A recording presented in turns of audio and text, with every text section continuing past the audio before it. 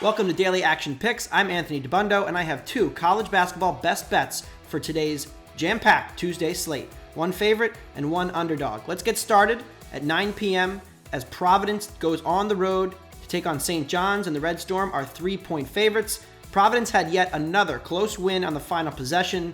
They hit a buzzer-beater 3 to beat Xavier on Tuesday.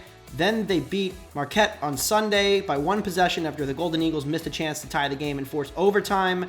They're now 7-0 in close games. That is the best mark in the entire country. Now, you could argue that Providence is one of the most experienced teams in the country. You'd expect them to be good in these tight games and late situations, given that.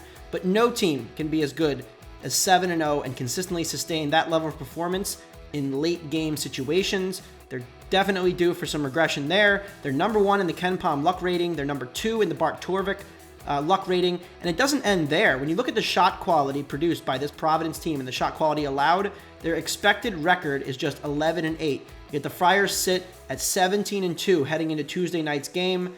The Friars also benefited from some injury fortunate luck or COVID luck from other teams not having some of their best players when they played them. They beat Wisconsin without Johnny Davis. They beat UConn without Adama Sanogo. They beat Seton Hall without Tyrese Samuel and Ike Obiagu. You have to credit the Friars for winning anyway, but the predictive metrics of those wins don't quite factor that in, so the Providence might be even a little bit favored in those Bart Torvik and KenPom ratings because of that. Already, of course, sitting in the top 15, those metrics think they're more of a top 30-35 team, which is about where I think they are. The Red Storm go up-tempo. They play at the 4th fastest pace in the country. That's important because Providence's defense is significantly better in the half court than it's been in the transition. They're about 100 spots worse when forced to defend in transition. St. John's should be able to get some good looks by running and not letting the Providence defense get set.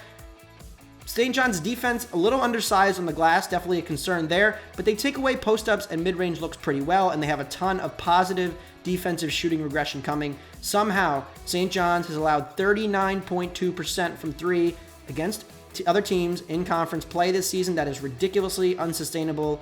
They have a lot of good fortune coming their way in terms of three-point regression, and I'm expecting that to come tonight against a Providence team that's running a little bit hot from 3. So I think St. John's at home laying 3, definitely worth a look. And now what could be the game of the year, it's the Battle of the Beard. Chris Beard is being labeled a traitor for leaving Texas Tech in the manner that he did, going to coach his alma mater at Texas, staying in state, coaching a rival. Mark Adams is stuck behind at Texas Tech, and they've had a hell of a year so far, but I cannot get to this number, even in Lubbock, even where kids have been camping out all week, even where this is the game of the year for the Red Raiders. They have one of the best home courts in the country already. I'm not sure how much more amped up you can get than this, but a 5-point favorite is too steep for me. Texas and Texas Tech, two pretty similar teams in terms of how they play defense. They're physical, they're stout, they don't let you get looks at the rim. That is a Chris Beard and Mark Adams staple. Texas has the better shooting, and Texas Tech guards the perimeter worse. Expecting Courtney Ramey to get some good looks from deep here. Texas Tech does allow a lot of open three-point attempts. That's part of what they give in that no-middle defense.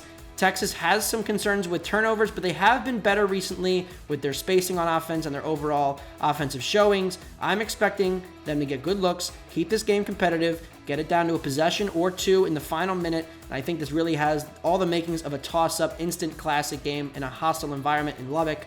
I'm happy to take the 5 points and don't think the Red Raiders are all that much better than Texas right now. To recap, going with Texas, +5, on the road in Texas Tech in what could be the game of the year, and I'm taking St. John's -3 at home against Providence tonight. Best of luck, enjoy the college hoop slate, and enjoy the Battle of the Beard.